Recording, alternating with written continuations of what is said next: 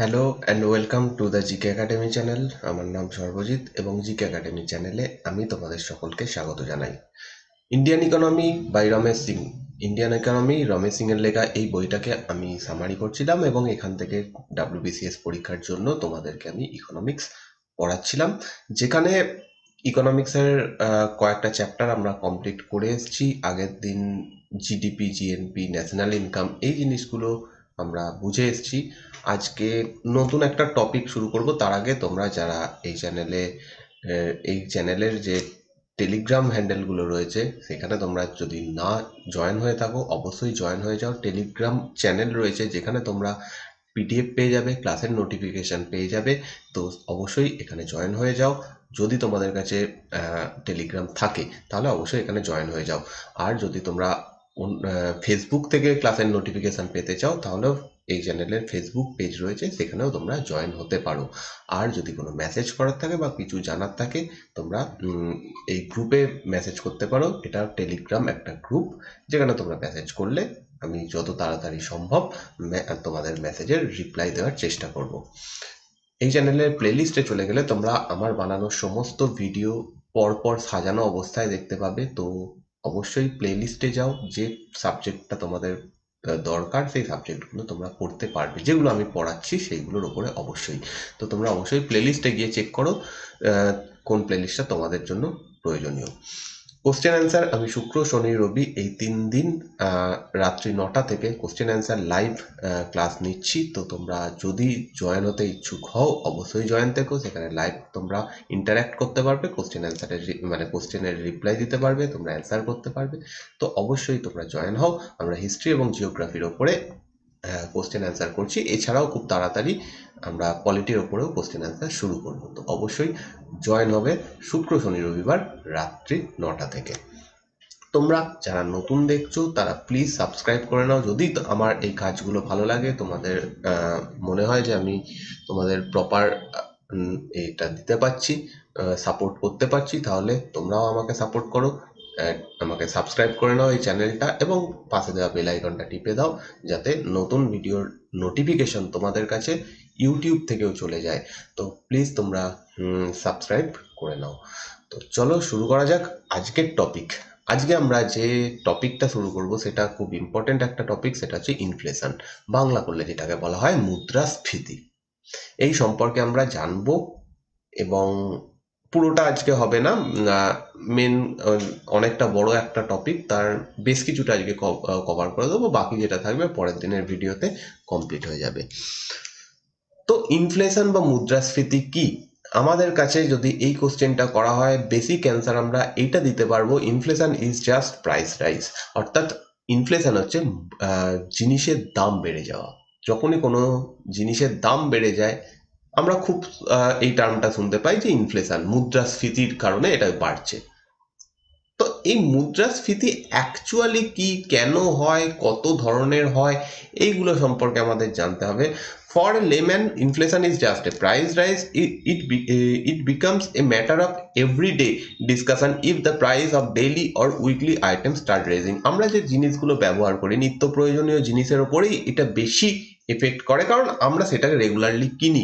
তো সেইটার যদি দাম বেড়ে যায়, চাল, ডাল, পেঁয়াজ ইত্যাদির দাম যদি বেড়ে যায়, প্রতিদিন যদি আস্তে আস্তে বাড়তে থাকে বা প্রতি সপ্তাহে বা প্রতি মাসে যদি আস্তে আস্তে বাড়তে থাকে, আমরা বলি যে সেটা ইনফ্লেশন হয়েছে বা মুদ্রাস্ফীতি ঘটছে।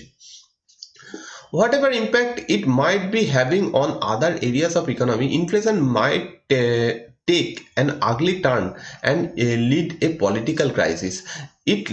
At least in the developing economics, যেগুলো ডেভেলপিং ইকোনমি অর্থাৎ যেগুলো এখনো উন্নতি করছে, উন্নতিশীল দেশ, সেই সমস্ত জায়গাতে এই ইনফ্লেশনকে রাজনৈতিক কারণে এটাকে ইউজ করা হয়।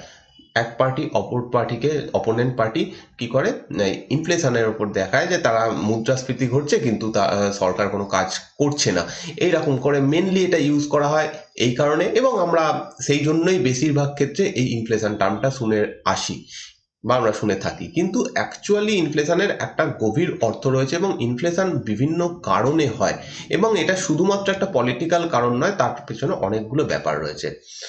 India has seen government thrown out of power in election due to price rise in daily use. আমরা প্রত্যেকটা ভোটে, যে সেটা সেন্ট্রাল গভর্নমেন্টের ভোটে হোক, মানে হচ্ছে লোকসভা ভোটে হোক, বা রাজ্যের ভোটে হোক, বিধানসভা ভোটে হোক, আমরা এই টার্মটা শুনে থাকবই যে জিনিসের দাম বেড়ে যাচ্ছে, গ্যাসের দাম বেড়ে যাচ্ছে, পেঁয়াজের দাম বেড়ে যাচ্ছে, চালের দাম বেড়ে যাচ্ছে, তাই জন্য সরকারকে সরিয়ে দেওয়া উচিত। এই সরকার কাজ করতে পারছে না, এবং এটার পেছনে এই মেনলি এই ইনফ্লেশন আমাদের দেশে প্রধানত এইভাবে ইউজ করা হয়। আমাদের দেশে বলতে সাধারণ মানুষ এইভাবে ইউজ করে বা এইভাবে অভ্যস্ত।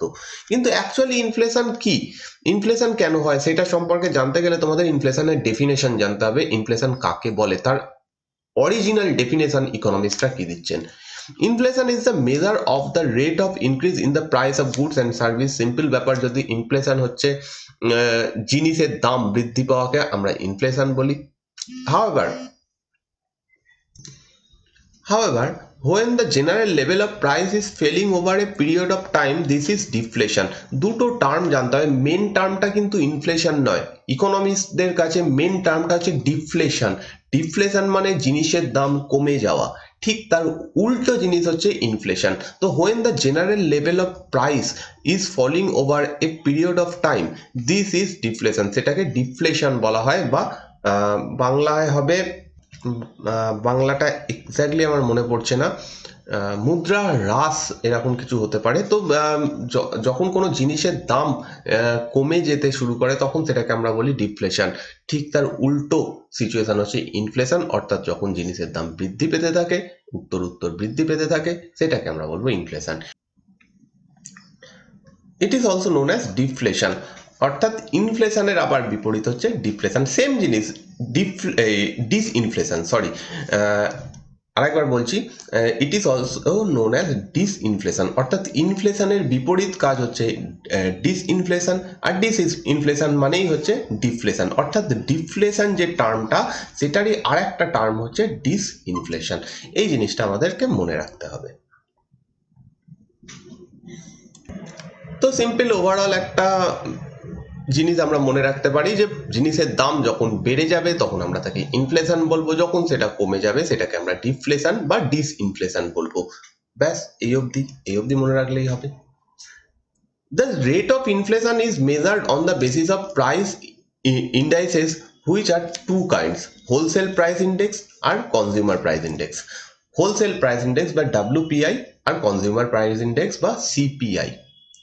শর্ট ফর্মগুলো থেকে যে অ্যাকচুয়াল ফর্মটা সেটা পরীক্ষায় প্রশ্ন আসে, তো সেগুলো মনে রাখতে হবে। এটার মানে কি, এই দুটোর মাধ্যমে হোলসেল প্রাইস ইন্ডেক্স আর কনজিউমার প্রাইস ইন্ডেক্স, এই দুটো টার্মে আমরা ইনফ্লেশনকে মেজার করি বা ইনফ্লেশনকে পরিমাপ করি। Clear? The rate of inflation is the rate of change of general price level which is measured as follows. তো যদি ইনফ্লেশন মাপার ফর্মুলা জানতে চাওয়া হয় সেটা হচ্ছে এইটা: rate of inflation is equal to price level minus price level by price level. মানেটা কি? রেট অফ ইনফ্লেশন, ফার্স্ট হচ্ছে রেট অফ ইনফ্লেশন। আমরা প্রায় শুনি যে 5% ইনফ্লেশন বৃদ্ধি পেয়েছে, 10% ইনফ্লেশন বৃদ্ধি পেয়েছে। এই রেটটা ক্যালকুলেট করার ফর্মুলা আমাদের এখানে বলা হচ্ছে, ধরা যাক কোনো একটা এখানে ইয়ার এক্স বলে একটা জিনিস দেওয়া রয়েছে, তার মানে নির্দিষ্ট একটা সময়। আমরা যে টার্মটা বলি যে 5% ইনফ্লেশন বৃদ্ধি পাচ্ছে, মুদ্রাস্ফীতি বৃদ্ধি পেয়েছে, তাহলে সেটা আমরা নর্মালি 1 বছরের জন্য বলি। তো সেক্ষেত্রে ইয়ার এক্স মানে হচ্ছে ইয়ার 1, 1 বছর। কোনো সময় হতে পারে আমরা 5 বছরের হিসেব দিচ্ছি, 5 বছরে কতটা ইনফ্লেশন বৃদ্ধি পাচ্ছে, তখন সেটা 5 বছরের ক্যালকুলেট করা হবে। তো এটা ইয়ার এক্সটা বড় কোনো ব্যাপার নয়। তো রেট অফ ইনফ্লেশন আমরা কিভাবে বার করবো? Is equal to price level minus price level, অর্থাৎ প্রাইস লেভেল হচ্ছে যেটা এখন প্রাইস, 2020-তে কোনো একটা জিনিসের দাম যত, সেটা হচ্ছে প্রাইস লেভেল, এইখানে বসাতে হবে। মাইনাস প্রাইস লেভেল, সেকেন্ড যে প্রাইস লেভেলটা বলা হচ্ছে সেটা হচ্ছে বেস প্রাইস বা আগের বছরের প্রাইসটা আমাকে বসাতে হবে। বাই প্রাইস লেভেল, অর্থাৎ আগের বছরের প্রাইসটা দিয়ে ডিভাইড করতে হবে। খুব সিম্পল ব্যাপার, আমি একটা উদাহরণ দিচ্ছি। ধরা যাক আমরা 1 বছরের ইনফ্লেশন বার করব। 2019 সালে 1 কেজি চালের দাম ছিল 20 টাকা। 2020 সালে এসে সেই 1 কেজি চালের দাম হয়েছে 25 টাকা। তাহলে আমি রেট অফ ইনফ্লেশন কত হচ্ছে যদি বার করতে চাই 1 বছরের জন্য, তাহলে আমাকে লিখতে হবে rate of inflation is equal two প্রথমে লিখতে হবে প্রাইস লেভেল, যেটা এই বছরে চলছে অর্থাৎ 25 টাকা, মাইনাস করব প্রাইস লেভেল, সেটা আগের বছরে কত ছিল 20 টাকা, বাই করব মানে হচ্ছে ভাগ দেব হচ্ছে প্রাইস লেভেল আগের বছরে কত ছিল, x-1 মানে এই বছর থেকে আগের বছর, আমরা এক বছরের ক্যালকুলেট করছি সেই জন্য। তো প্রাইস লেভেল আগের বছর ছিল হচ্ছে 20 টাকা, তাহলে ডিভাইডেড বাই 20, এটা হিসাব করব ইন্টু 100, যেহেতু পার্সেন্টেজ করছি অবশ্যই 100 দিয়ে গুণ করতে হবে। এবার এটা করলে কত হবে, ইজিক্যাল টু 5/20 ইন্টু 100, ক্লিয়ার? তাহলে 20, 5, 5 5-এ 25%, অর্থাৎ এবছরে চালের দাম বা চালের ইনফ্লেশন হয়েছে 25%, মুদ্রাস্ফীতি হয়েছে 25%। এবার শুধু চাল না করে সমস্ত জিনিসের করতে পারি সেম ব্যাপার, আগের প্রাইসটা নিতে হবে, এই প্রাইসটা নিতে হবে, এই বছরের প্রাইসের থেকে আগের বছরের প্রাইস বাদ দিতে হবে, সেটাকে আগের বছরের প্রাইস দিয়ে ডিভাইড করতে হবে ইন্টু 100।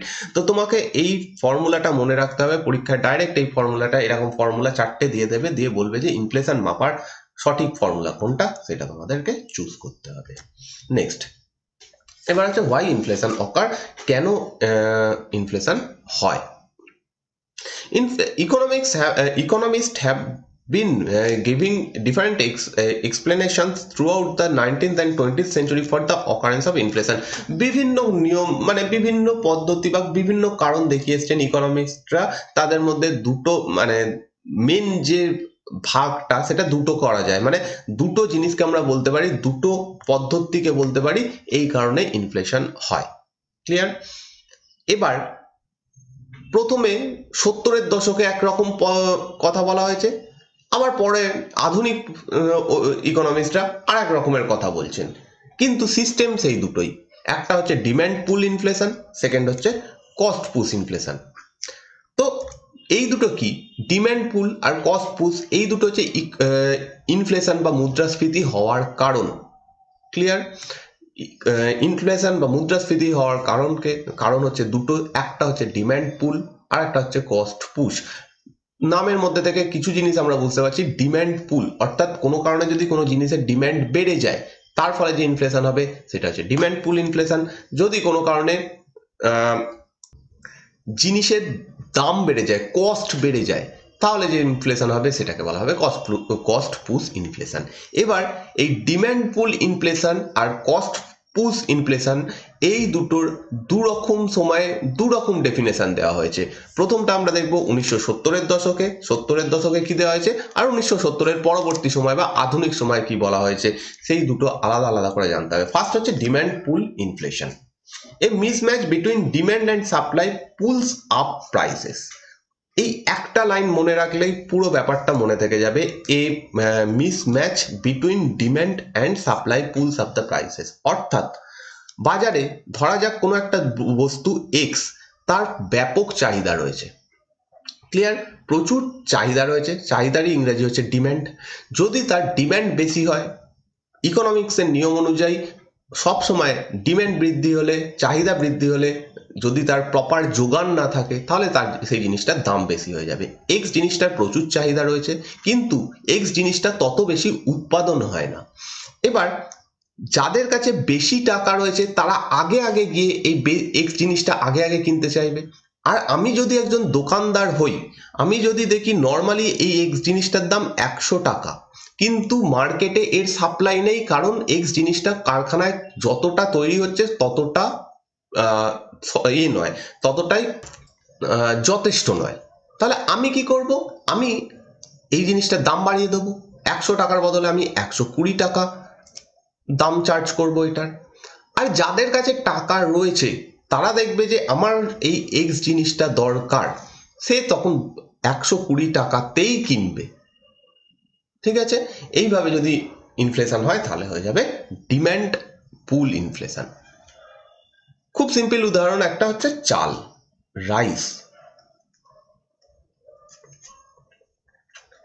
চাল, ডাল, নুন, এই সমস্ত জিনিসগুলো এমন একটা জিনিস যার যদি ডিম্যান্ড বাজারে বেশি থাকে, দাম অটোমেটিক্যালি বাড়বে। আরো ভালো উদাহরণ আমি রাইস কেটে দিয়ে এখানে করে দিচ্ছি, অনিয়ন, পেঁয়াজ। পেঁয়াজের কোনো অল্টারনেট নেই, পেঁয়াজ যারা খাবে সেটা তাকে কিনতেই হবে। এবার মার্কেটে তার নর্মাল দাম চলে 10 টাকা পার কেজি। কোনো এক বছরে পেঁয়াজের অত চাষ হলো না। তখন যারা দোকানি, যারা পেঁয়াজ বিক্রি করছে, তারা কি করলো, 10 টাকার বদলে এবছরে বাড়িয়ে 20 টাকা পার কেজি করে দিল। আমি একজন ক্রেতা, আমি আগে 10 টাকা করে কিনতাম, কিন্তু এবছর যেহেতু আর কোথাও পাওয়া যাচ্ছে না, 20 টাকা কেজিতেই আমি কিনতে বাধ্য। এর ফলে যে ইনফ্লেশনটা হলো, 10 টাকা থেকে 20 টাকা হয়ে গেল, অর্থাৎ দাম বৃদ্ধি পেল, সেটাকে আমরা বলবো demand pool inflation. Either the demand increase over the time. এবার এটা কেন হচ্ছে? Either the demand increase over the time same over the same level of supply, or the supply decrease with the same level of demand. দুটো কারণে এটা হতে পারে। প্রথম কথা, পেঁয়াজের ডিম্যান্ড হঠাৎ করে বেড়ে গেল। আগে আমাদের দেশে ধরা যাক 2019 সালে পেঁয়াজ লাগতো 200 কেজি, ফর এক্সাম্পল 200 কেজি লাগতো। এবছরে পেঁয়াজ হঠাৎ করে বেড়ে গেল, খুব মানুষ পেঁয়াজ খেতে শুরু করলো, তার ফলে 400 কেজি ডিম্যান্ড হয়ে গেল।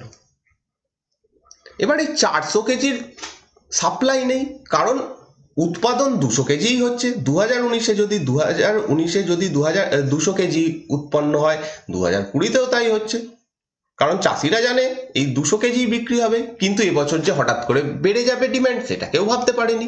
তার ফলে অটোমেটিক্যালি পেঁয়াজের দাম বেড়ে যাবে, কারণ যতটা ডিম্যান্ড রয়েছে, 400 কেজির ডিম্যান্ড রয়েছে মার্কেটে, কিন্তু 400 কেজি উৎপাদন হয়নি, 200 কেজি উৎপাদন হয়েছে, তার ফলে প্রাইস বেড়ে যাবে। এর ফলে হয়ে যাবে ডিম্যান্ড পুল ইনফ্লেশন। আবার অন্য একটা কারণ হতে পারে যে মার্কেটে চাহিদা রয়েছে 400 কেজি পেঁয়াজের, প্রতি বছর ভারতে যা 400 কেজি পেঁয়াজ কেনা হয়। এবছর কোনো কারণে খরা হলো বা বন্যা হলো, কিছু একটা হলো দেশে, তার জন্য 400 কেজি উৎপন্ন হলো না, হলো 200 কেজি উৎপন্ন।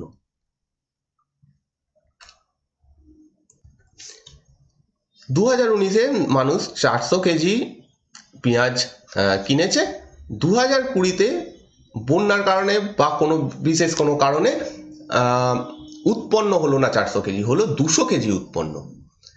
কিন্তু মার্কেটে চাহিদাই রয়েছে 400 কেজি, তখন অটোমেটিক্যালি জিনিসের দাম বেড়ে যাবে, আর যার কাছে বেশি টাকা থাকবে সে গিয়ে জিনিসটা কিনতে পারবে। এইভাবে দুটো কারণে ইনফ্লেশন, এই ডিম্যান্ড পুল ইনফ্লেশন হতে পারে। ক্লিয়ার আইডিয়া এটাতে? নেক্সট হচ্ছে, আমরা এতক্ষণ যে কথাগুলো বলছিলাম ডিম্যান্ড পুল ইনফ্লেশন সম্পর্কে, যা যা কথা বলছিলাম, এটা হচ্ছে কেনসিয়ান আইডিয়া। এটা খুব মনে রাখতে হবে তোমাদের, কেনসিয়ান আইডিয়া। কেনস একজন ইকোনমিস্টের নাম।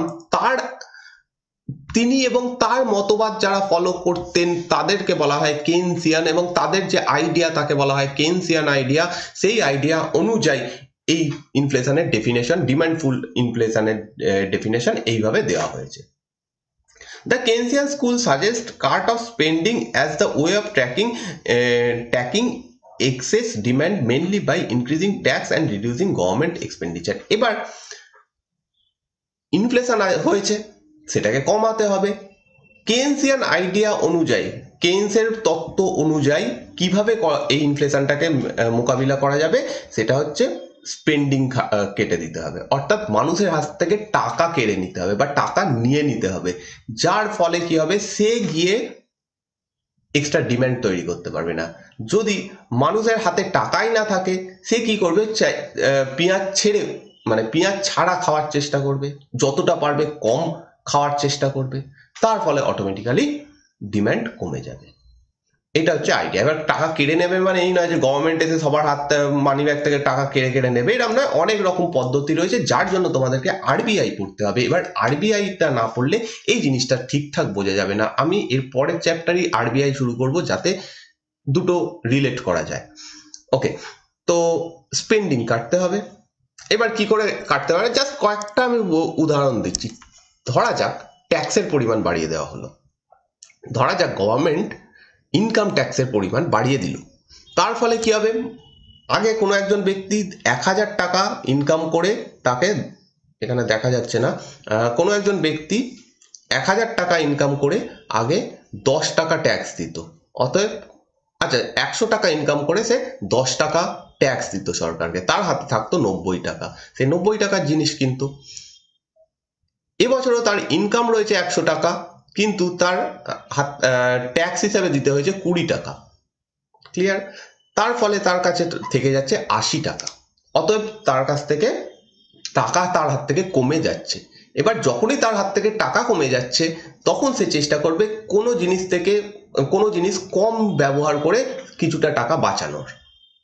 তার ফলে ডিমান্ড কমবে। এরকম অনেক রকম জিনিস হয়, শুধু একটা জাস্ট উদাহরণ দিলাম ইনকাম ট্যাক্স, এছাড়াও অনেক কিছু হতে পারে। যেমন আরবিআই এর রেট, যে মনিটারি পলিসি, সেইগুলোকে চেঞ্জ করা যেতে পারে।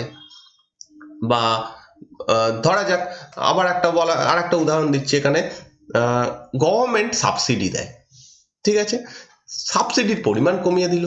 সাবসিডি ধরা যাক কোনো কারণে টোটাল গভর্নমেন্ট 100 টাকা আগে দিত, এখন সেটা কমিয়ে দিয়ে 90 টাকা করে দিল। অর্থাৎ এক্সট্রা যে 10 টাকা গভর্নমেন্ট কম দিচ্ছে, সেই টাকাটা আমার পকেট থেকেই যাবে। অতএব আমি চেষ্টা করব ওই 10 টাকা অন্য কোথাও থেকে বাঁচানোর। আমি চেষ্টা করব পেঁয়াজ কিছুটা কম খাওয়ার।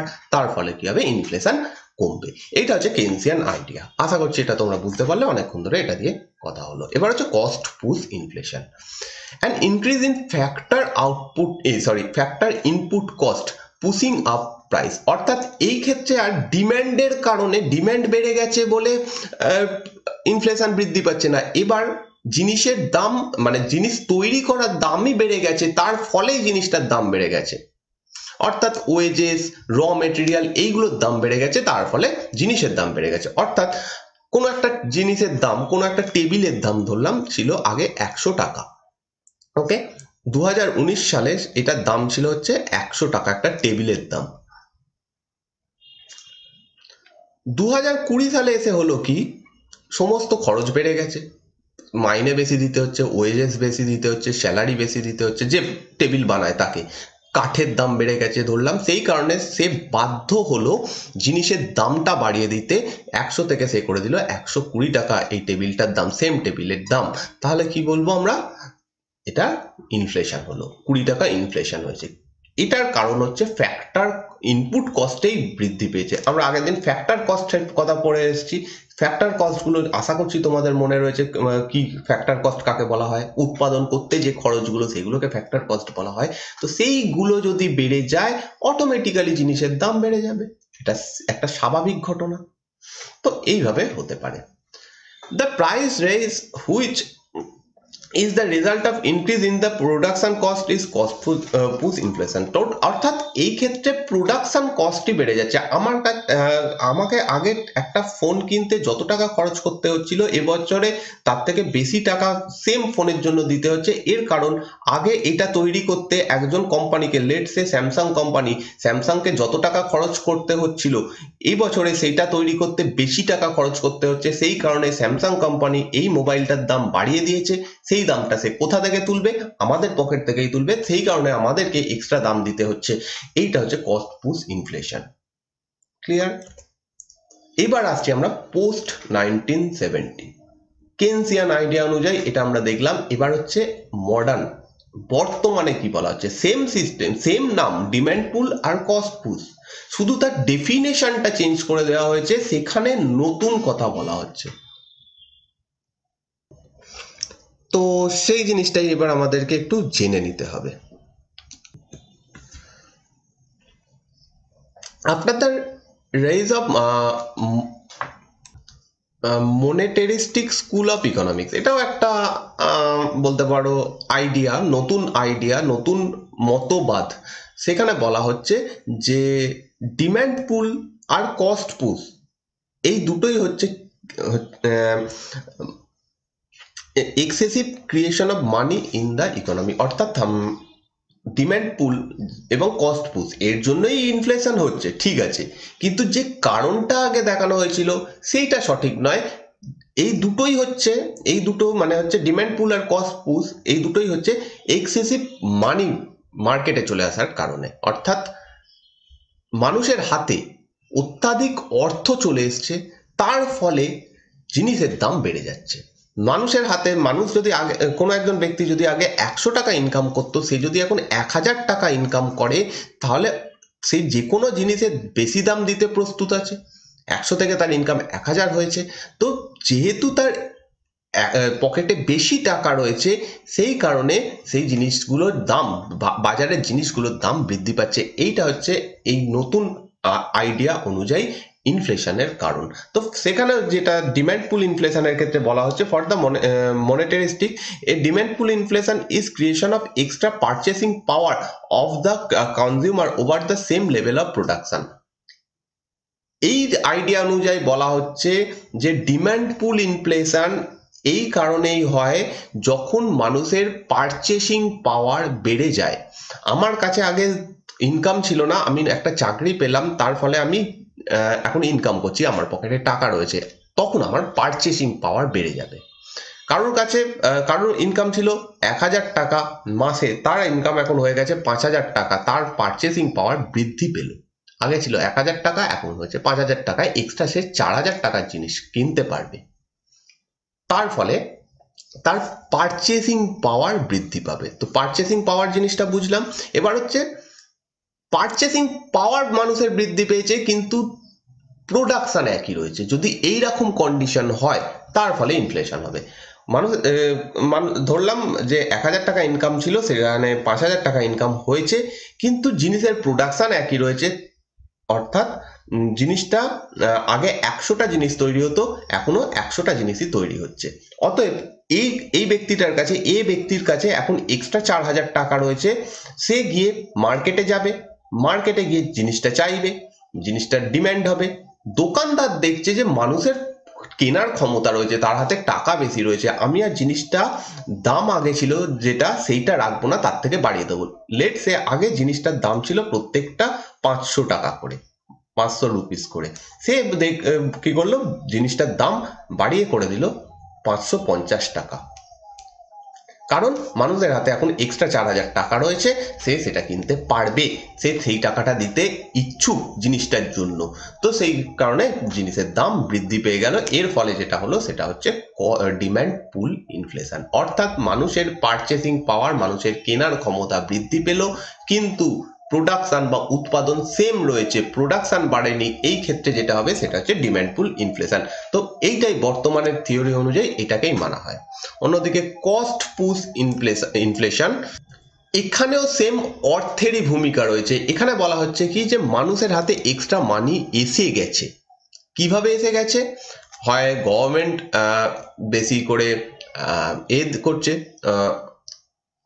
মানে গভর্নমেন্ট সুবিধা দিচ্ছে, বেশি পরিমাণ টাকা ছাপাচ্ছে, এই সমস্ত হলে কস্ট পুশ ইনফ্লেশন হবে। এইখানে এই জিনিসটা খুব important, printing of currency. Printing of কারেন্সির যদি হয়, কোনো দেশ যদি এক্সট্রা টাকা ছাপাতে শুরু করে, তাহলে সেই দেশে যেটা হবে সেটা হচ্ছে কস্ট পুশ ইনফ্লেশন। অর্থাৎ টাকা কিভাবে ছাপানো হয় এটা তোমাদের আগে জানতে হবে, তার জন্য আবার সেই আরবিআই এর চ্যাপ্টারে তোমাদের ফিরে যেতে হবে। তো সেইখানে আরো ভালোভাবে বুঝবে দেশের ওভারঅল যা সম্পদ সেইটা মেজার করে তার সম পরিমাণ অর্থই কোনো একটা দেশ ছাপায়, তার থেকে 1 টাকা বেশি ছাপায় না। নর্মালি আমরা মনে করি যে এখন মানুষের এত প্রবলেম রয়েছে, মানুষ হাতে টাকা নেই, গভর্নমেন্ট চাইলেই টাকা ছাপিয়ে দিয়ে দিতে পারে, মানুষকে বিলিয়ে দিতে পারে বেশি বেশি টাকা, গভর্নমেন্টের কোনো অসুবিধা হবে না। কিন্তু যেটা অসুবিধা হবে সেটা দেশের অসুবিধা হবে, এবং যখনই দেশের ইকোনমি পুরোপুরি এতে ভেঙে যাবে, আর যখনই ভেঙে যাবে সেই এফেক্টটা এসে পড়বে সাধারণ মানুষেরই ওপর। সেই কারণে গভর্নমেন্ট যতই প্রবলেম এসে যাক, মানুষের হাতে টাকা না থাকুক, এই পরিস্থিতিতে কিছুদিন আগে অব্দি এমন পরিস্থিতি ছিল যে মানুষের হাতে টাকা ছিল না, তাও পর্যন্ত গভর্নমেন্ট টাকা ছাপায়নি, লোন দেওয়ার চেষ্টা করেছে, অনেক রকম প্ল্যান এনেছে, কিন্তু টাকা ছাপায়নি। এটা লক্ষ্য করবে। অনেকে বলে যে টাকাই ছাপিয়ে দিতে পারে, তাতেই তো সুবিধা, আমরা বলে দিই অত সহজে, কিন্তু অ্যাকচুয়ালি প্রবলেমটা হয়ে যাবে কি, যে যদি টাকা ছাপানো হয়, ওভারঅল ধরা যাক দেশে খুব ছোট সংখ্যা ধরছি আমি, এরকম নয় যে মানে এই সংখ্যাগুলো তার অ্যাকচুয়াল নয়, ধরলাম 1,000 টাকার সম্পদ রয়েছে ভারতে, সেই কারণে ভারতে টোটাল টাকার পরিমাণ 1,000 খানা 1 টাকার নোট রয়েছে। ক্লিয়ার? এবার গভর্নমেন্ট দেখলো যে মানুষের হাতে টাকা নেই, তখন সে কি করলো, আরো কিছু টাকা ছাপিয়ে 1,000 টাকাটা করে দিল 2,000 টাকা। এক্সট্রা যে টাকাটা, এক্সট্রা যে জিনিসটা, সেটা অত টাকা সম্পদ ভারতের নেই, কিন্তু এক্সট্রা টাকা ছাপানো হয়ে গেছে। অতএব এই 2,000 টাকা কোথায় যাবে? মানুষেরই পকেটে যাবে, সাধারণ মানুষের পকেটে। সাধারণ মানুষ এবার এই 2,000 টাকার মধ্যে মানে তার হাত পকেটে যে টাকাটা রয়েছে সেটা নিয়ে মার্কেটে যাবে, প্রচুর লোক মার্কেটে যাবে, গিয়ে জিনিস চাইবে। এবার প্রোডাকশন তো বৃদ্ধি পায়নি, কোনোদিনই এরকম সম্ভব নয় যে প্রোডাকশন বৃদ্ধি পাবে, কারণ সম্পদ লিমিটেড। সম্পদ সবসময় লিমিটেড। আমাদের দেশে যেটুকু জমি রয়েছে সেইটুকুই জমি থাকবে, আমাদের দেশে যা সম্পদ রয়েছে সেই সম্পদই থাকবে। কয়লা যতটা উত্তোলন হচ্ছে ততটাই হবে, এক্সট্রা করে হবে না। তার ফলে কি হবে? জিনিস উৎপাদন বৃদ্ধি পাবে না, মানুষের কাছে প্রচুর টাকা থাকবে, ব্যাগে ব্যাগে করে টাকা থাকবে, কিন্তু তার কাছে থাকবে না, তার কেনার মতো জিনিস থাকবে না। তার ফলে এই জিনিসগুলোর দাম অনেক বৃদ্ধি পেয়ে যাবে। অর্থাৎ আজকে ধরা যাক একটা পেনের দাম রয়েছে 10 টাকা, কোনো যদি এরকম টাকা ছাপানো হয় মার্কেটে, তাহলে সেই পেনটারই দাম হয়ে যাবে 100 টাকা। আজকে যদি একটা পেন কিনতে 10 টাকা লাগে, সেই সময় মানে এরকম টাকা ছাপানোর ফলে সেটা 100 টাকা হয়ে যাবে, 1,000 টাকা হয়ে যাবে। এইরকম পরিস্থিতি তৈরি হয়ে যাবে। 1 কেজি জিনিস কেনার জন্য হয়তো 1 ব্যাগ টাকা আনতে হবে, এইরকম হয়ে যাবে। কারণ মানুষের কাছে প্রচুর টাকা রয়েছে, সরকার টাকা ছাপিয়ে দিয়ে দিয়েছে, কিন্তু জিনিস নেই। অত জিনিস নেই, তার ফলে মানুষের হাতে জিনিস পৌঁছচ্ছে না। যে যত বেশি টাকা দিতে পারবে সে তত সেই জিনিস পাবে। এই হচ্ছে ব্যাপার। এই জিনিসটা হচ্ছে কস্ট পুশ ইনফ্লেশনের ফলে দেশে হতে পারে। বোঝা গেল? এবার হচ্ছে মেজার্স অফ চেক ইনফ্লেশন। কিভাবে ইনফ্লেশনকে বন্ধ করা যায়, ইনফ্লেশনকে কমানো যায়। একটা ব্যাপার মনে রাখো, যে ইনফ্লেশন হবে, ইনফ্লেশন কোনোদিনই এরম নয় যে জিনিসের দাম কমে যাবে। আজকে যে জিনিসটার দাম 10 টাকা, সেটা কমে কোনোদিনই 9 টাকা আর কোনোদিন হবে না। এই পেনটার দাম যদি 10 টাকা হয়, এর থেকে এটা বাড়বে, বই কোনোদিন কমবে না, 9 টাকা হতে পারে না। তো ইনফ্লেশন সব দেশে, পৃথিবীর যে কোনো দেশে, সেটা উন্নত দেশ হোক, উন্নতিশীল দেশ হোক, একদম একদম দেশ হোক যার একদমই উন্নতি হয়নি, সবার দেশের সবারই ইনফ্লেশন হবেই। এবার ইনফ্লেশনটাকে কিভাবে কন্ট্রোলে রাখা যায়, অল্প অল্প করে পারে, সেইটাই গভর্নমেন্টের বা সেটাই পলিসি মেকারদের লক্ষ্য থাকে। এর ইনফ্লেশন হতে পারে যে আজকে যে জিনিসটার দাম 10 টাকা, পরের বছর সেটার দাম 50 টাকা, তারপরের বছর সেটার দাম 100 টাকা, এইরকম লাফিয়ে লাফিয়ে বাড়তে পারে। আবার হতে পারে আজকে জিনিসটার দাম 10 টাকা, পরের বছর সেটা হচ্ছে 11 টাকা হলো, পরের বছর 12 টাকা হলো, এইভাবেও হতে পারে। আমাদের লক্ষ্য হবে এইটা নেওয়া, এইটা যেন না হয়। তো এইটাই হচ্ছে মেজার। কি করা যায়? এ সাপ্লাই সাইড মেজার। প্রথম হচ্ছে supply side measure. The government May go for import of goods which are short supply as a short term measure. অর্থাৎ প্রায়শই শুনতে পাও যে বিভিন্ন জিনিসের দাম বেড়ে যাচ্ছে। লেটসে পেঁয়াজের দাম বেড়ে যাচ্ছে, মানুষ রাস্তায় নেমে আসে, অপোনেন্ট পার্টি শুরু করে স্লোগান দেওয়া যে কেন দাম বেড়ে যাচ্ছে। তখন গভর্নমেন্টের হাতে একটাই উপায়, অত সহজে ওই একটা মানে অল্প টাইমের মধ্যে সেই জিনিস সেটার কমানো যাবে না, ইনফ্লেশন কমানো যাবে না। একটাই উপায় আছে, বাইরে থেকে আমদানি করো। ইনফ্লেশন কেন হচ্ছে? আইদার যোগান কম হয়, ভারতে চাষ কম হয়েছে তাই জন্য পেঁয়াজের দাম বেড়ে গেছে, একটু আগেই দেখে এলাম, বা পেঁয়াজের চাহিদা বেড়ে গেছে ভারতে, যোগান সেম রয়েছে, যা চাষ হতো সেটাই হচ্ছে, এই কারণে। অতএব গভর্নমেন্টের হাতে খুব কম টাইমে এটা যদি ট্যাকেল করতে হয়, একটাই উপায় রয়েছে, সেটা হচ্ছে বাইরে থেকে আমদানি করো। It happened in India in the case of onion, যেটা এখানেই বলা হয়েছে অনিয়ন, পেঁয়াজের কথা। পেঁয়াজের জন্য এরকম করাই হয়, প্রায় এটা হয় যখন পেঁয়াজের ডিমান্ড প্রচন্ড বেড়ে যায়, তখন বাইরে থেকে আমদানি করা হয়। কিন্তু এটা একটা শর্ট টার্ম, এটা কিন্তু লং টার্ম বা ওভারঅল সলিউশন নয়। শর্ট টার্ম কিছু দিনের জন্য এটাকে অ্যাডজাস্ট করা। লং টার্মে যদি এটা কমাতে হয়, তাহলে কি করতে হবে? প্রোডাকশন বাড়াতে হবে, প্রোডাকশন বৃদ্ধি করতে হবে। যতটা ডিমান্ড বাড়ছে সেই অনুযায়ী প্রোডাকশন করতে হবে। এবার এইখানেই প্রবলেম, প্রোডাকশন অত সহজে বৃদ্ধি করা সম্ভব নয়। আমাদের দেশে যদি এই পরিমাণ জমিতে পেঁয়াজ চাষ হয়, সেটা তো আর টেনে বাড়িয়ে এত অবধি করা যাবে না। এই জমিতেই হবে, এইটুকু জমিতেই চাষ হবে। এবার আমাদের তার উপর করতে হবে কি, বিভিন্ন সার প্রয়োগ করে বা অন্যান্য কোনো পদ্ধতি অবলম্বন করে যতটা বেশি করা যায় এইটুকু জমি থেকে, সেটা আমরা করতে পারি। কিন্তু চেষ্টা করে ভারতের ম্যাপকে তো এরকম টেনে বড় করে দিতে পারবো না। অতএব প্রোডাকশন বাড়ানো একমাত্র লং টার্ম প্রসেস। সেইখানে সেইভাবে করা যেতে পারে। এবার সেইটার জন্য বিভিন্ন ব্যাপার রয়েছে, উর্বর সার প্রয়োগ, নতুন বীজ প্রয়োগ, এইরকম ভাবে করে প্রোডাকশন বাড়ানো হয়। এছাড়া স্টোরেজ ফেসিলিটি বাড়ানো, এরকমও হয় কোনো বছর অতিরিক্ত চাষ হয়, কোনো বছর কম চাষ হয়, তো স্টোরেজ ফেসিলিটি যদি প্রপার বাড়ানো যায় তাহলে যেটা যে বছর বেশি বেশি হয়েছে সেটাকে স্টোর করে রাখা যাবে। ট্রান্সপোর্টেশন সহজে করা যেতে পারে, যদি আরো ফাস্ট করা যায় তাহলে ইনফ্লেশন কমতে পারে। কিভাবে? হয়তো কোনো একটা জিনিস, গম গম পাঞ্জাবে খুব ভালো হচ্ছে কিন্তু ওয়েস্ট বেঙ্গলে সেভাবে হচ্ছে না, কিন্তু ওয়েস্ট বেঙ্গলের ডিম্যান্ড রয়েছে, অতএব ওয়েস্ট বেঙ্গলে ইনফ্লেশন বেড়ে যাচ্ছে।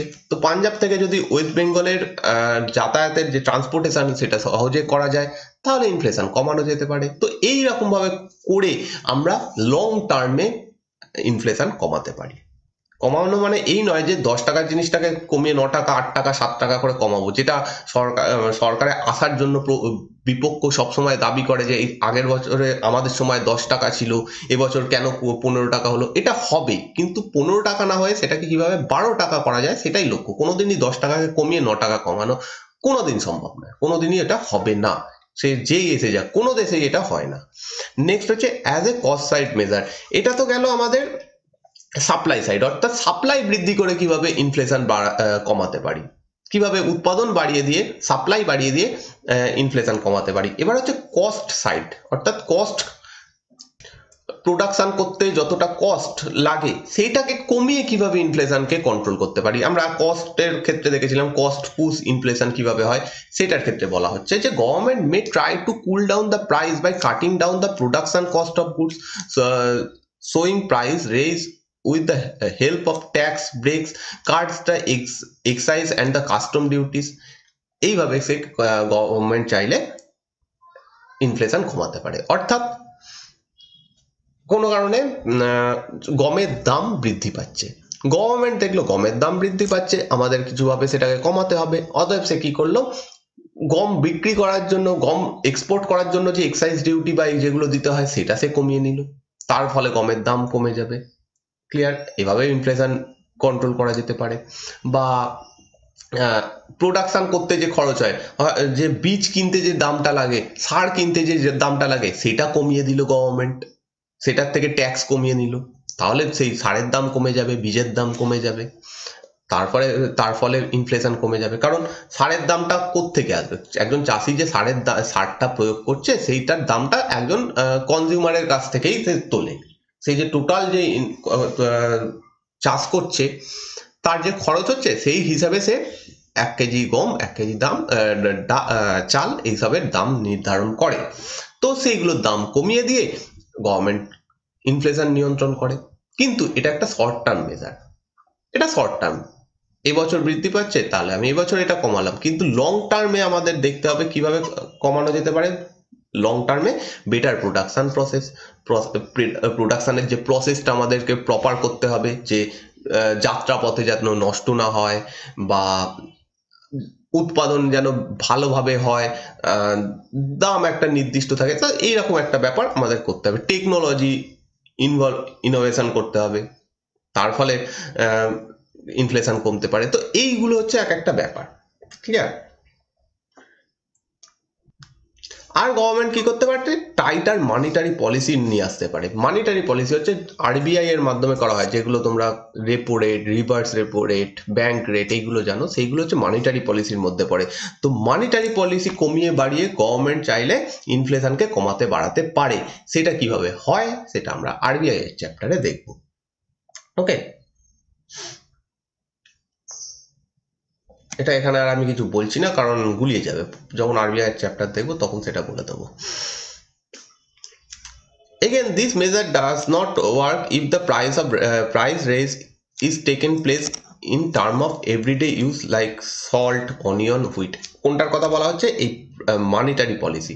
মানিটারি পলিসি কমিয়ে বাড়িয়ে গভর্নমেন্ট চাইলে ইনফ্লেশন কমাতে পারে, কিন্তু সেটা শুধুমাত্র এমন জিনিসে হবে সেটা আমরা ওয়ান টাইম বা খুব কম টাইম কিনি সেরকম, যেমন সিমেন্ট, আয়রন। আমি বাড়ি করতে যাব, ব্যাংক থেকে লোন নিয়ে বাড়ি করব, কিন্তু আমি কি পেঁয়াজ কিনতে গেলে ব্যাংক থেকে লোন নেব না। আমি নুন কিনতে গেলে ব্যাংক থেকে লোন নেব না। তো মানিটারি পলিসি কমিয়ে বাড়িয়ে একমাত্র সেই সমস্ত জিনিসের ইনফ্লেশন কমানো যায় যেইগুলো আমরা ওয়ান টাইম ইনভেস্ট করি বা একবার করি, বাড়ি একবার করি, গাড়ি একবার কিনি, সেইগুলোতে যদি ইনফ্লেশন হয় সেইগুলো কমানো যেতে পারে।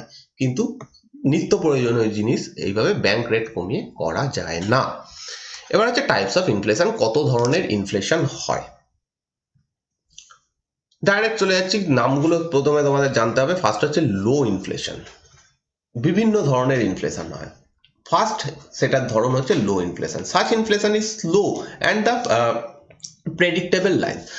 একটু আগে যেটা বললাম যে ইনফ্লেশন, সেটা উন্নত দেশ হোক উন্নতিশীল দেশ হোক, জিনিসের দাম বাড়বেই, ইনফ্লেশন হবেই।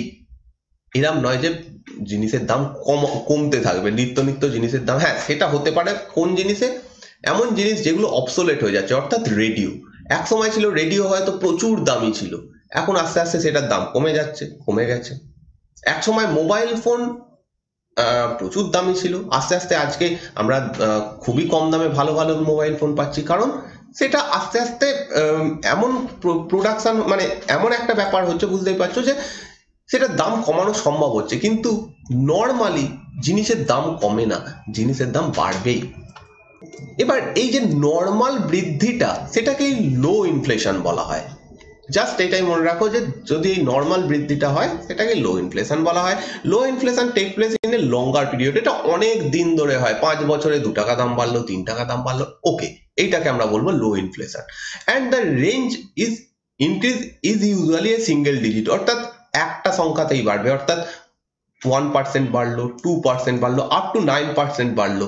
এটা এক ডিজিটের মধ্যেই, যেই 10 হয়ে গেল তাহলে 2 ডিজিট সংখ্যা চলে গেল। তো 1 থেকে 9 এরকম পার্সেন্টেজ বাড়ে। ঠিক আছে, এটা খুবই ছোট বৃদ্ধি হয়, আর অনেকটা বড় সময়, এই 9% হয়তো 10 বছরে বেড়েছে, এরকম। এটাকে আমরা বলতে পারি লো ইনফ্লেশন। এটার আর একটা নাম রয়েছে, সেটা ইম্পর্টেন্ট, সেটা হচ্ছে ক্রিপিং ইনফ্লেশন। এই নামগুলো মনে রাখতে হবে, এটাকে বলা হয় ক্রিপিং ইনফ্লেশন। নেক্সট হচ্ছে গ্যালোপিং ইনফ্লেশন। নাম থেকেই বুঝতে পারছো এটা খুব দ্রুত বৃদ্ধি পায়, galloping inflation. This is very high inflation running in the range of double digit or triple digit, which is 20% to 100% to or 200% in a year. অর্থাৎ 2019 সালে কোনো একটা জিনিসের দাম ছিল হয়তো 100 টাকা, 2020 সালে সেটার দাম হয়ে গেল 100 থেকে ধরো 200% বৃদ্ধি পেল, অর্থাৎ আগে ছিল 100, 300 টাকা হয়ে গেল। আগে ছিল, আগের বছর 100 টাকা ছিল, সেটা 300 টাকা হয়ে গেল। এরকম যদি বৃদ্ধি হয় সেটাকে গ্যালোপিং ইনফ্লেশন বলা হয়। এরকমও বৃদ্ধি হয়েছে, এরকম, এটা মানে এ নয়, থিওরি নয়, প্র্যাকটিক্যালি এরকম দেখা গেছে 300%, 400% ইনফ্লেশন বৃদ্ধি পেয়েছে। তো এরকম ইনফ্লেশন বৃদ্ধি পাওয়াকে বলা হয় galloping inflation. In the decades of 1970 and 1980 many Latin American country, যেটা এখানে বলাই হচ্ছে উদাহরণ, such as Argentina, Chile, Brazil, এই ধরনের দেশগুলোতে এরকম গ্যালোপিং ইনফ্লেশন দেখা গেছিল। সেখানে এক একটা সময় 50 থেকে 700% জিনিসের দাম এক এক বছরে বৃদ্ধি পেয়েছে। আজকে যে জিনিসটার দাম 1 টাকা ছিল সেটাই পরের বছর 700 টাকা হয়ে গেছে। এইরকম বৃদ্ধিও এই সমস্ত দেশগুলোতে এই সময়তে দেখা গেছিল। তো গ্যালোপিং ইনফ্লেশন খুব দ্রুত আর খুব বড় সংখ্যাতে বৃদ্ধি পাবে।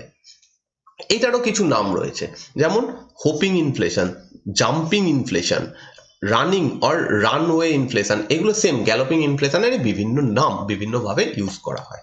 ক্লিয়ার? থার্ড হচ্ছে হাইপার ইনফ্লেশন। হাইপার ইনফ্লেশন হচ্ছে large and this form of inflation is large and accelerating which might have the annual rate of million or even trillion. মানে এইটা কল্পনার অতীতে এরকম যে ইনফ্লেশন হয় প্রচন্ড বেশি, আমরা এটাকে মানে রিসেন্ট টাইমে দেখাই যায়নি এরকম ইনফ্লেশন, কিন্তু হয়েছে, তাই জন্যই এরকম আমাদের বইতে এটা এসেছে। যেমন 1920 খ্রিস্টাব্দে এইরকম সময় যখন প্রথম বিশ্বযুদ্ধ চলছে, সেই সময় জার্মানির এরকম অবস্থা হয়ে গেছিল, এই হাইপার ইনফ্লেশন দেখা গেছিল। আর যদি হাইপার ইনফ্লেশনে একবার চলে যায় কান্ট্রি, সেখান থেকে বেরোনো খুব চাপের, অনেক কষ্ট করে ফাইনালি বেরোতে হয়। সেখান থেকে বেরিয়েও জার্মানি আজকে, যদিও তখন জার্মানি একটা বড় দেশ ছিল, তো সেটা আলাদা ব্যাপার, ভেঙে যায় পরে। তো যাই হোক, সেখান থেকেও বেরিয়ে এসছে। জার্মানি প্রথম বিশ্বযুদ্ধের সময় এরকম অবস্থায় পৌঁছে গেছিল। In such inflation not only the range of increase is very large, but the increase take place in a very short span of time. Price shoot up overnight.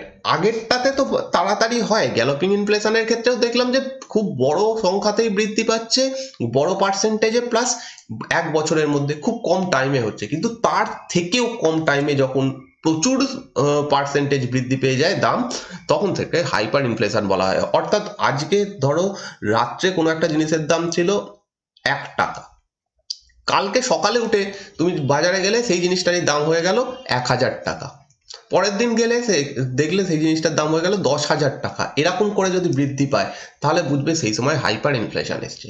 পরের দিন হঠাৎ করে জিনিসের দাম বেড়ে যাচ্ছে, এটা হচ্ছে হাইপার ইনফ্লেশন। তো এরকম ধরনের যুদ্ধের ক্ষেত্রে এটা হয়েছিল, প্রথম বিশ্বযুদ্ধের ক্ষেত্রে। ঠিক আছে, আরো কিছু ইনফ্লেশন হয়, যেমন বটলনেক ইনফ্লেশন। বটলনেক ইনফ্লেশনে বলা হচ্ছে this inflation take place when the supply falls drastically and the demand remains at the same level. অর্থাৎ কোনো কারণে যদি সাপ্লাই বা উৎপাদন যদি হঠাৎ করে কমে যায়, হঠাৎ করে কমে গেল কিন্তু ডিম্যান্ড সেম রয়েছে, সেই ক্ষেত্রে এই বটলনেক ইনফ্লেশন হয়। বোঝা যাচ্ছে, সব ঠিক রয়েছে, হঠাৎ করে কোনো কারণে জিনিসের উৎপাদন কমে গেল, কিন্তু উৎপাদন কমে গেল মানেই সাপ্লাই কমে যাবে, আর সাপ্লাই কমে গেছে কিন্তু মার্কেটে ডিম্যান্ড সেম রয়েছে, সেই ক্ষেত্রেই বটলনেক ইনফ্লেশন হয়। Such situation arise due to supply side hurdles, hazardous or mismanagement, which is also known as structural inflation. তো বটলনেক ইনফ্লেশনের আরেক নাম হচ্ছে স্ট্রাকচারাল ইনফ্লেশন। ক্লিয়ার? সেকেন্ড হচ্ছে কোর ইনফ্লেশন। কোর ইনফ্লেশন মানে বলা হচ্ছে this nomenclature is based on the inclusion or exclusion of goods and service while calculating inflation। অর্থাৎ কোর ইনফ্লেশন হচ্ছে এনার্জি অর্থাৎ পাওয়ার, বিদ্যুৎ এবং ফুড আর্টিকেল, খাদ্যদ্রব্য, এই দুটো জিনিসকে বাদ দিয়ে বাকি সমস্ত জিনিসের দাম বৃদ্ধি দেখানোকে কোর ইনফ্লেশন বলা হয়। সিম্পল ব্যাপার, এটা মনে রাখো। ঠিক আছে, মানে এনার্জি সেক্টর অর্থাৎ বিদ্যুতের দাম আর খাদ্যদ্রব্যের দাম বাদ দিয়ে সমস্ত জিনিসের দাম যদি বৃদ্ধি পেতে থাকে তাহলে সেটাকে বলা হয় কোর ইনফ্লেশন। এই দুটো জিনিসের দাম বাড়ছে না, এই দুটো সেম রয়েছে, কিন্তু বাকি জিনিস, অন্যান্য জিনিসের দাম বেড়ে যাচ্ছে, তাহলে আমরা তাকে কোর ইনফ্লেশন বলবো। আমাদের দেশে 2000-2001 সালে এরকম কোর ইনফ্লেশন দেখা গেছিল। ঠিক আছে, বুঝতে পারলে এইগুলো। এবার কিছু টার্ম রয়েছে এখান থেকে, ইনফ্লেশন থেকে, সেইগুলো আমাদের জানতে হবে। সেটা হচ্ছে first inflationary gap, the access of total government spending above the national income, একে বলা হয় ইনফ্লেশনারি গ্যাপ। ঠিক আছে, total government spending over national income.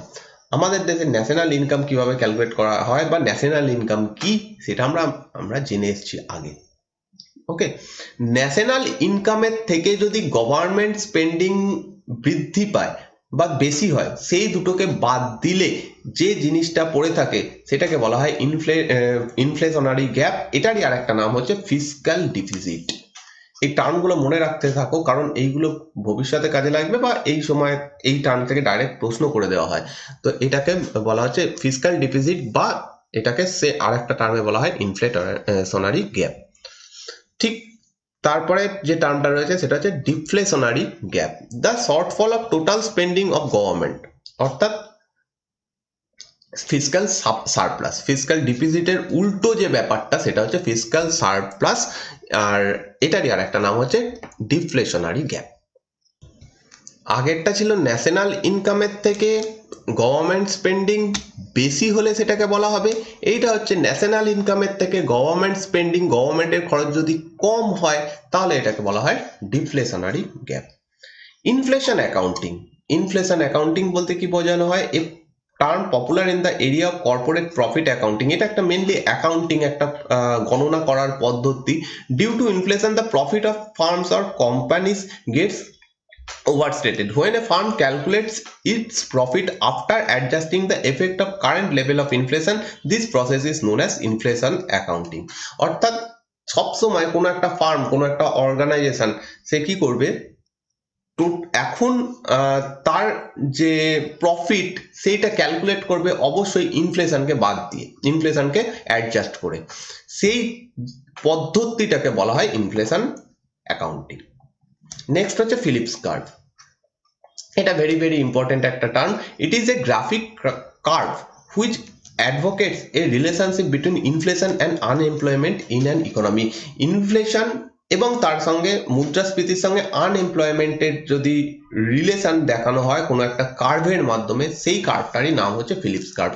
Curve বলতে বুঝতে পারছে এই জিনিসটা, এর রেখার মাধ্যমে যে দেখানো, এই পদ্ধতিটাকে বলা হয় কার্ভ। তো এইটা হচ্ছে একটা ফিলিপস কার্ভ। এখানে একদিকে রাখা হচ্ছে ইনফ্লেশন রেট, আরেকদিকে রাখা হয়েছে আনএমপ্লয়মেন্ট রেট। এই দুটোর সম্পর্ক যে কার্ভের মাধ্যমে দেখানো হবে তাকে বলা হবে ফিলিপস কার্ভ।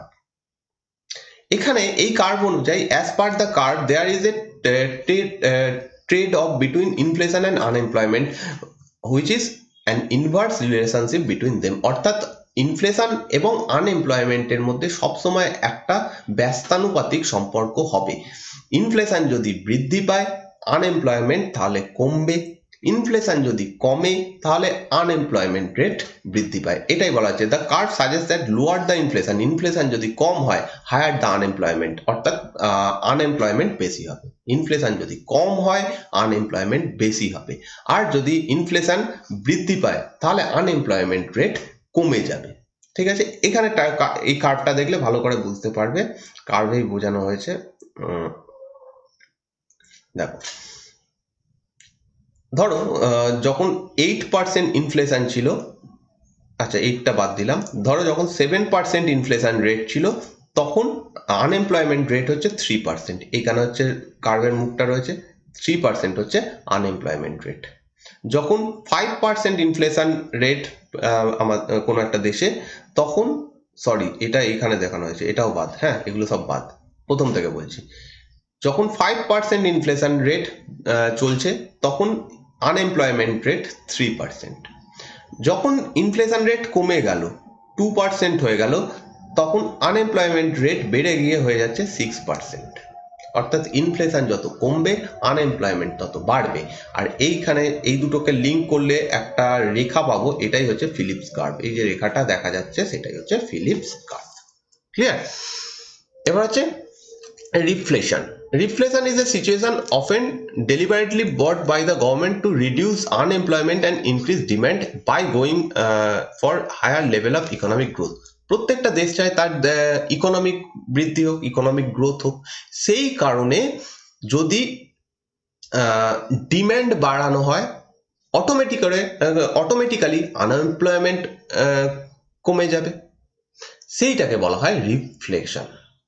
সহজ করে বোঝালে, ধরো গভর্নমেন্ট দেখছে আমাদের দেশে আনএমপ্লয়মেন্ট রয়েছে, আমাদের দেশে ইকোনমিক গ্রোথ কম রয়েছে। ইকোনমিক গ্রোথ বৃদ্ধি করার জন্য গভর্নমেন্ট কি করলো, কয়েকটা কারখানা তৈরি করলো। ধরো কোনো একটা জিনিস এক্স আগে তৈরি হতো 100টা, বারে বারে 100 নিচ্ছি আমি সংখ্যা, তাতে সুবিধা হয় বোঝাতে, তাই জন্য। ঠিক আছে, এক্স এই বস্তুটা তৈরি হতো আগে 100। গভর্নমেন্ট ভাবলো আমি কয়েকটা কারখানা তৈরি করি, ফ্যাক্টরি 1, ফ্যাক্টরি 2, ফ্যাক্টরি 3 তৈরি করলো সে নতুন নতুন কারখানা। তার ফলে বছরের শেষে এসে দেখা গেল এই এক্স বস্তুটা এখন উৎপাদন হচ্ছে 1000টা। এক্সট্রা যে 900টা তৈরি হয়েছে সেটা তৈরি করতে এক্সট্রা মানুষ লাগবে, কারণ আগে যে মানুষ ছিল, তখন ধরা যাক একটাই ফ্যাক্টরি ছিল, ওয়ান ফ্যাক্টরি। ঠিক আছে, এই একটা ফ্যাক্টরিতে কাজ করে 100টা জিনিস তৈরি হতো, এখন 3টে ফ্যাক্টরিতে কাজ করে 1000টা জিনিস তৈরি হচ্ছে। সরি, এবার এই যে এক্সট্রা 900টা তৈরি হচ্ছে আর 2টো এক্সট্রা ফ্যাক্টরি তৈরি হয়েছে, তার জন্য মানুষকে কাজ দিতে হবে, নয়তো জিনিসগুলো তৈরি কি করে হবে। যে লোকগুলো আগে 1 নম্বর ফ্যাক্টরিতে কাজ করছিল তারাই গিয়ে 2 আবার 3-এ করতে পারবে না। অতএব এর ফলে দুটো জিনিস হচ্ছে, আনএমপ্লয়মেন্ট কমে যাচ্ছে, 900 জন এক্সট্রা মানুষ কাজ পেলো যারা কাজ এতদিন করছিল না, তো আনএমপ্লয়মেন্ট কমে গেল। আর ডিম্যান্ড বৃদ্ধি পাবে, এক্স জিনিসটা যত বেশি প্রোডাকশন হবে, আগে বছরে 100টা করে তৈরি হতো, এখন 1000টা তৈরি হচ্ছে, তাহলে কি হবে, সেই জিনিসটার দাম কমে যাবে। আগে মার্কেটে 100টা পাওয়া যেত, তার ফলে মানুষ বেশি টাকা খরচ করতো এই 100টা জিনিস কেনার জন্য। দোকানদার দেখতো 100টাই রয়েছে, এর ডিম্যান্ডও রয়েছে, তাহলে আমি এটার দাম বাড়িয়ে দিই। এখন 1000টা জিনিস তৈরি হচ্ছে, তখন দোকানিরা দেখছে যে এখন তো প্রচুর জিনিস মার্কেটে রয়েছে, তাহলে জিনিসের দাম কমিয়ে দিতে হবে, নয়তো মানুষ কিনবে না। সেই কারণে সেই জিনিসের দাম কমিয়ে দেবে। তার ফলে কি হবে, মানুষ বেশি করে এই এক্স জিনিসটা কিনতে চাইবে, আর তার ফলে ডিম্যান্ড বৃদ্ধি পাবে। তো এই দুটো করাকে একত্রিতভাবে বলা হয় রিফ্লেশন। আর একটা টার্ম, লাস্ট টার্ম যেটা রয়েছে সেটা হচ্ছে stagflation. Stagflation is a situation in an economy when inflation and unemployment both are higher level. যখন ইনফ্লেশন আর আনএমপ্লয়মেন্ট দুটোই খুব বেশি পার্সেন্টেজ থাকবে, তখন তাকে বলা হবে স্ট্যাগফ্লেশন। এটা 1970 সালে ইউএসএ তে দেখা গেছিল, ইউএস ইকোনমিতে দেখা গেছিল। সরি, বারে বারে এটা প্রবলেম করছে।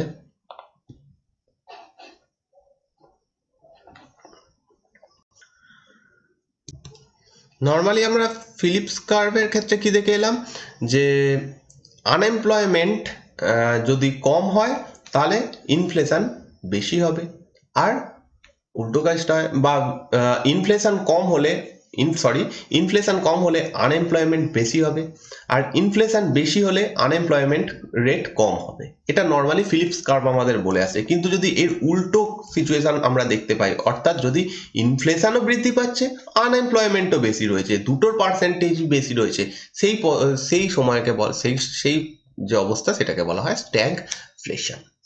এটা ইউএসএ তে দেখা গেছিল। তো এই হচ্ছে আজকের টপিক, আর কিছু নেই এখানে। আশা করছি তোমরা বুঝতে পারলে। যদি কিছু বুঝতে না পারো, অসুবিধে হয়, আমাকে কমেন্ট করে জানিও। নেক্সট আর কিছু জিনিস রয়েছে, ইনফ্লেশন থেকে খুব অল্প জিনিস রয়েছে, সেটা কভার করব, প্লাস চেষ্টা করব পরের দিন একটা নতুন চ্যাপ্টার শুরু করার। সো এই ভিডিওটা যদি ভালো লাগে অবশ্যই লাইক করে দিও, এবং তোমরা পারলে তোমাদের বন্ধুদের মধ্যে, তোমরা যে গ্রুপগুলোতে জয়েন রয়েছো সেখানে প্লিজ শেয়ার করো, তাহলে এই চ্যানেলের ভিউ বাড়ে, আর আমার ভিডিও বানাতেও ভালো লাগে। So thank you for watching. এই ভিডিওটা দেখার জন্য তোমাদের ধন্যবাদ। দেখা হচ্ছে পরের দিনের ভিডিওতে।